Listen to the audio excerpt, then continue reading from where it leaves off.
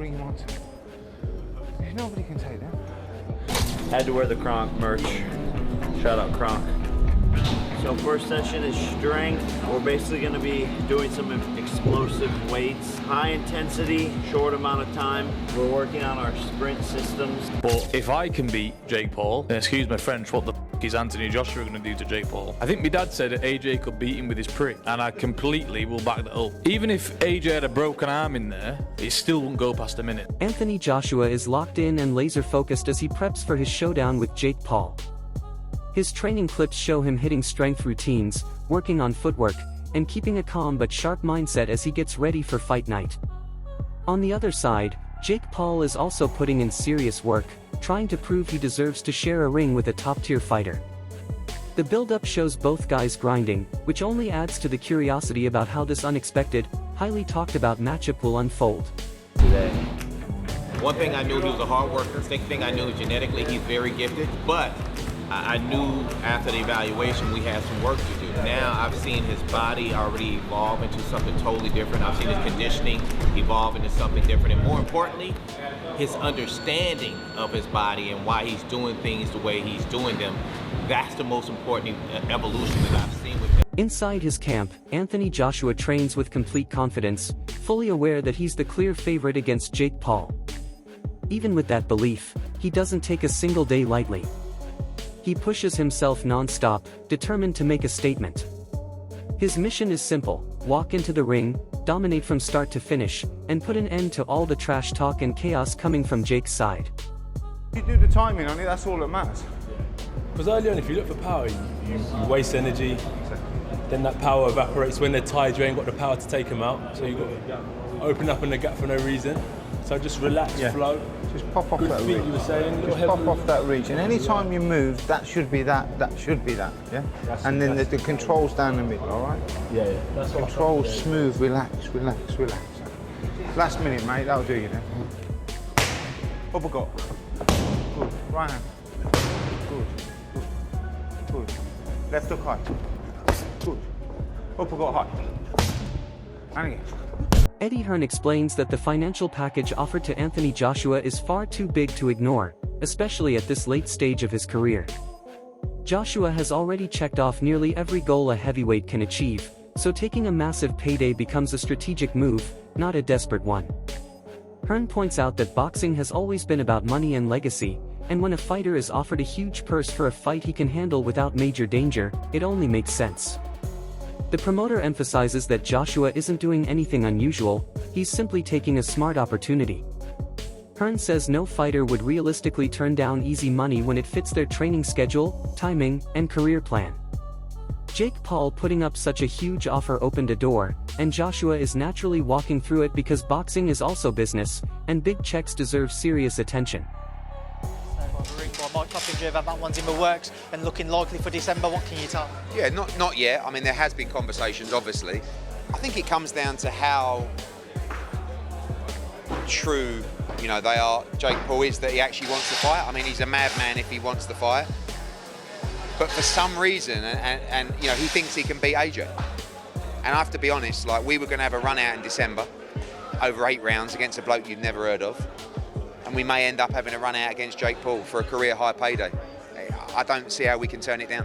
When I asked you about it a couple of days ago, you said that at that time you never really got into the financials. Have those been discussed now? Have you discussed the financial element? Yeah, there has been some conversations around that, and it is, I mean, it's a huge amount of money. And I think AJ would be mad if he didn't do it, and I think he will do it if Jake Paul is genuine. We may wake up tomorrow with these people and they've announced another fight. Like, honestly, anything could happen. So I still can't get my head around the fact that this guy wants to challenge AJ. There's some respect to him if it's true, but we shall see. To end on that note, I spoke to Alfie Sharman earlier. He said that himself or DAZN have had no conversations about AJ potentially taking that fight. Obviously, AJ is exclusive to DAZN. What's the situation with regards to that? Because I know everybody. Apparently the fight's done. Obviously, it's not done because, you know, those conversations have to take place. I'm very confident that I can have some positive conversations with DAZN. Obviously, we'll be on a clock, but it's 50-50. That's one from me. I saw Chris McKenna tweeted that Anthony Joshua currently doesn't have a British Boxing Board of Control licence. Obviously, it's not unusual for someone who isn't fighting currently, he's inactive, to let it run out. But he would have to apply for one to face Jake Paul again, and then they'd have to approve a fight. Do you think that'd be something? Analysts highlight that Joshua's resume already includes battles with some of the hardest-hitting heavyweights of this generation. Even after being out for 14 months, experts insist the experience gap between him and Jake Paul is massive. They remind fans that Joshua has spent years fighting champions, powerful punchers, and elite-level competitors, tests that social media-based fighters simply haven't experienced. While inactivity affects every boxer, the analysts still believe Joshua's fundamentals, reach, power, and ring IQ give him a huge advantage over someone still learning the sport. They also say Joshua's past losses don't matter here because the fighters he lost to are miles above anyone Jake Paul has faced. Overall, they believe Joshua's skills, even after a layoff, are more than enough to control the fight and win whenever he wants. Tell me if I'm wrong, right? And just to clarify, I don't class Otto Wallin as a very competitive fight. Every competitive fight that AJ is in from now until the end of his career and has been in for the last few years, I believe has taken something out of him. Every time he's in a competitive fight, even when he's won, and I'm not saying taken out of him to the extent where he's no longer a good fighter, no longer can do anything, but every single one has taken one out of him. So let's say, for example, you go down the Tony Yoka route and you can sell it as the 2 Olympic gold medalists and whatever. It's a lose-lose, mate. You're expected to knock him out. If you don't, then you go the distance. I think that's going to take something out of you. I actually think that this could be better prep for a Tyson Fury fight. Not just mentally as well, because he smokes him and it looks great, and then he's confident. This is what I'm saying, right? Not just from a stylistic boxing standpoint, but from the mental standpoint of the fact that if you go in there and you smoke Jake Paul, straight away, all of a sudden, it's headline news, it's massive, and as well as that, you're coming in off the back of something that's impressive, right? We all felt like the Francis Ngannou performance was really impressive, but it wasn't followed up with an impressive performance. So it doesn't actually determine whether or not... This is worse. This is worse. This is worse than that. I don't know what you're thinking, Lawrence, but the Ngannou one, you could at least say heavyweight. You could say that his pedigree. So we didn't really... While he was coming from a different kind of method of fighting, end of the day, he's still a champion. We're talking about Jake Paul, guys. Do you know what's mad? Can I just add something in before Loza jumps in? There are Americans, and I've heard them in the last 24 hours, giving Jake Paul a better chance than Francis Ngannou, saying he has the boxing experience. Francis Ngannou didn't have enough boxing experience. Because that's how Americans view, like, this whole thing. Well, no, Francis Ngannou did have more boxing experience than Jake Paul. Well, yeah. But that's what they're saying is, like, Francis Ngannou had 1 fight, Jake Paul's had, like, 10, 12. 10 rounds, and you little say I'm licking his ass. 10 rounds of Tyson Fury, yeah, will gain you more experience than everything Jake Paul has done. Adam Catterall heavily criticizes the decision to sanction this as an official fight instead of keeping it as an exhibition. He argues that making it a legitimate contest puts Jake Paul in a dangerous situation because Joshua's natural power is something Jake has never dealt with. Catterall says exhibitions allow a slower pace and more safety, but a real sanctioned bout removes those protections. He worries that Paul may not fully grasp how devastating a heavyweight punch can be, especially one coming from a fighter with Joshua's size, background, and knockout history. He questions whether entertainment should come before fighter safety and believes this matchup crosses into risky territory. His warning is simple: fans might enjoy the hype, but stepping in against a former world champion under official rules is a completely different world compared to influencer-level boxing. In over a year. Yeah. Brutal knockout against Dubois. Yeah. Not the same AJ maybe of the past. He's 36. He's got a chance to earn £70 million, maybe to add to the 150 he's already got. Why wouldn't he do it? Because why would he want to maybe for 5 or 10 million fight Fabio Wardley, who's dangerous, Itoma, who's dangerous? Surely from an AJ point of view, it makes sense. Makes sense. From any fighter's point of view, it makes sense because you're in... Listen, belts don't pay your mortgage, do they? And I know he's got a lot of dough anyway, but 70 million... If someone's going to throw you 70 million quid to fight a lad that struggled and lost to Tommy Fury, you're going to take it, aren't you? Yep. So from AJ's point of view, yeah, I completely get that. From Jake Paul's point of view, you're leveraging your audience in the world of boxing and making a ton of cash fighting the former 2-time unified heavyweight champion of the world. Mate, most boxing fans would bite your hand off at that opportunity, especially if you're throwing 70 million quid in the pot as well. I've no problem with the promoters. My problem is that it can't be a legitimate fight. Let's be dead honest about this, right? Eddie Hearn said it will be. Listen, there is no commission on the planet that can authorise that fight. It's a 2-time unified heavyweight world champion, still in his athletic prime. You just said he's 36. We're not talking Mike Tyson age of 50 odd here now, are we? Olympic gold medalist. He's had 13 world title fights as AJ. 13 of them. Against the very best guys. And could take his head off. Like it done It is dangerous. Yeah. It is absolutely dangerous. Like I've just said, Jake Paul struggled with Tommy Fury. The levels between these two guys are ridiculous. The commissions cannot sanction that as a legitimate fight. There has to be a rule change. It has to be an exhibition. And then you can have a little bit of a move. Hold on, Gab. Let's go back to proper boxing. I'm with Cats here. You know, this is ridiculous. Big story, though. Oh, listen, it's because it's AJ, because it's Jake Paul. It's going to do numbers and capture people's eyes, right? But there's no way. Experts note that fans have been waiting for years to finally see Joshua take on Tyson Fury, a fight that has been teased countless times. Many viewers feel confused that instead of chasing that long-awaited showdown, Joshua is facing Jake Paul. Analysts explain that boxing politics, contract issues, and timing have made the Fury fight hard to finalize. Meanwhile, the Jake Paul fight was simple to set up and came with instant financial reward. They admit fans might be disappointed, but Joshua is choosing the path that benefits him right now. Even though the Fury fight is still the dream matchup, boxing business often pushes fighters in unexpected directions. Cazorla adds that Joshua's punching power is on a different level entirely, and says that once Joshua lands clean, the fight will likely end quickly. He insists Jake Paul has never been hit by someone with that kind of force, making the likely outcome very obvious.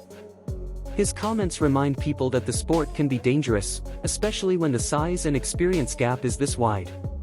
On Anthony Joshua's next fight in the coming days, and now it looks very much like it's going to be Jake Paul, the controversial figure. Whatever you think about him, he makes a lot of money, huge views, sells fights, but he was supposed to fight Gervonta Davis. That is not happening, and now he's potentially facing one of the biggest names in heavyweight boxing. Whenever you mention the name Anthony Joshua, people are interested, and of course the fight people still want to see is Anthony Joshua against Tyson Fury, and that's the dream fight which Eddie Hearn, Frank Warren and Turki Al-Sheikh are trying to make next year. But Eddie Hearn has said we need Anthony Joshua back in that ring. He's not been in the ring since losing to Daniel Dubois in devastating fashion at Wembley Stadium last year. But if he'd have said that time ago that his next fight would be Jake Paul, not a single person on this planet would believe me. But it does look like now that Anthony Joshua, the former world champion, is about to face Jake Paul in a month's time. Mate, it's a great thing, so we can just shut that Jake Paul nonsense away. AJ's gonna knock him out. Would it be similar, do you think, to the way AJ knocked out Francis Ngannou? Because Eddie Hearn's just said about the rage maybe AJ has. It'll be worse. It'll be worse. It'll be worse. 1 round? 1 round. But if he goes past 3 rounds, we don't know what's gonna happen. Really? Yeah. Yeah. If AJ goes in there trying to mess around, trying to show his boxing skills, nah. He's gonna go in there and light him out. That's what we want. Yeah. I mean, is it something you'd love to see as well? I know. I mean, you've known AJ. Listen, we're all gonna be tuning in to watch it. That is it. There's nothing else. December, before Christmas. Tommy Fury responds by comparing his own fight with Jake Paul to the challenge Joshua brings. He says that if he was able to beat Jake, then a much stronger, more accomplished heavyweight like Joshua would have no trouble at all. Fury explains that the matchup isn't even about skill comparison, it's about levels in boxing. In his view, Paul is stepping into territory he's simply not built for, and Joshua's physical presence alone will cause problems right from the opening bell. Tommy repeats his confidence in Joshua's ability to dominate. After fighting Paul himself, he believes he understands Jake's strengths and weaknesses, and based on that, he's convinced Joshua would win with ease. Fury says Joshua's size, technique, and power exist on a completely different level, and he sees no scenario where Jake can survive long without being overwhelmed. If I can beat Jake Paul, then excuse my French, what the fuck is Anthony Joshua going to do to Jake Paul? I think my dad said that AJ could beat him with his prick, and I completely will back that up. Even if AJ had a broken arm in there, it still wouldn't go past a minute. To be quite honest with you, and as a safety aspect, there's no way that fight can go ahead. At the end of the day, my God, how good does it make me look? He gets beat by Jake Paul. Well, that automatically makes me two-time heavyweight champion of the world, doesn't it? There's no proper way. I've got to laugh about it. How are we even talking about this? He got his nut boxed off by me a little over 2 years ago, and now all of a sudden he's talking about fighting Anthony Joshua. It's like, come on, like you can't be serious. He can't beat me. I'm not Anthony Joshua, am I? So Alan doubles down on his earlier concerns, saying this is not the kind of fight Jake Paul can take lightly. He points out that Joshua's timing and raw strength could shift the entire fight in seconds, and he doubts Paul is ready for the intensity a true elite heavyweight brings. Alan warns that once Joshua begins applying pressure, things could change fast, highlighting the real physical risks involved in a mismatch like this. He also brings up the fact that Jake Paul already lost to Tommy Fury, making this challenge even more dangerous. Paul lost to Tommy Fury. Anthony Joshua cannot box Jake Paul. Horrific. He's dangerous for one, and two, if Jake Paul even lands a glove on him, it just diminishes everything that he's achieved. Jake Paul won't last 2 minutes for me. Never mind Anthony Joshua. It's ridiculous. It's a joke. If AJ does say yes to going in against Jake Paul, does he harm his legacy? I would lose a bit of respect for him. I think a lot of boxing people would as well, to be honest. Why would he box him? Two-time heavyweight champion of the world, one of the best heavyweights the last 20 years, held British boxing on his back. People might say he deserves to box Jake Paul. But why though? Why would he do it? Did you lose respect from when he fought Ngannou? Did you lose respect from Fury when he fought Ngannou? Ngannou's a serious fighting man. World champion of mixed martial arts. It's a worrying thing, potentially, the damage that AJ could do to Jake Paul. He'll hurt him. Yeah, Jake Paul is a cruiserweight. You wouldn't put the Midlands area cruiserweight champion with Anthony Joshua, so why would you put Jake Paul in there? Just because he's a superstar, whatever. I don't know what he does. What does he do? What is he? A YouTuber. It's just not worth it. He's got enough money as it is. Why risk all that for a few more quid? I don't like it. I hope it don't. David Haye talks about how unpredictable boxing can be and cautions everyone that even though Joshua is the clear favorite, anything can happen when the bell rings. He acknowledges the danger Paul is walking into but reminds people that fighters should never underestimate any opponent, no matter the experience gap. Haye says Joshua must stay sharp and avoid assuming it'll be an easy night, because unexpected moments happen in this sport. He adds that while Joshua is older now, he's still physically strong and technically sharp. He's not near the decline other aging fighters show, which means he still carries the tools to create serious problems for Jake. Haye believes that as long as Joshua stays focused, his advantages will show quickly, and fans will clearly see the difference between a seasoned heavyweight and a developing crossover boxer. It was only a couple of months ago that we were told it was really close, and then it was Jake and Tank, and now that's off for other reasons. Your initial reaction to the fact that December Miami might be on? Yeah, jumping from Gervonta Davis all the way up to Anthony Joshua seems absurd. It doesn't seem like it's a reality. Seems very Jake Paul. But you know, sometimes these crazy things. Who would have ever thought Francis Ngannou would get a shot against Tyson Fury? When we first started talking about it, it's like that's never going to happen. And when it did, we saw Tyson Fury have a very, very tough night, get knocked down and scrape through on points. Anything's possible in boxing. I think the chances of Jake Paul beating Anthony Joshua, I don't know. He's got a very, very low chance. I can't see any way that Jake Paul can win a boxing match with 10, 12-ounce gloves on with Anthony Joshua. Anthony Joshua, you know, world champion, silver medalist, Olympic gold medalist, two-time heavyweight champion. He's a top 10, top 5 in some people's arguments, heavyweight, and he hasn't gone that far over the hill. He's not Mike Tyson, nearly 60 years old. I can't see it happening, but if it can happen and AJ wants it, then obviously it's going to be a massive, massive payday as well as a massive spectacle. It would be an absolute crush box office numbers, and unfortunately for Jake, that will be potentially his last fight in boxing if that first bell rings. I know your friend Derek had a few things to say about it last night, and he said AJ's got 3 rounds, and that's not that if it goes past 3, AJ's going to lose, but if it goes past 3, his quote was, people are going to go, what are you doing? It depends how he can't go past 3. It depends how he goes past 3 rounds. He could go out there and play with him and soften him up and make him look silly, or he could go out there, try and knock him out in the first round. That wraps up today's breakdown. Make sure to stay tuned for more updates coming your way soon.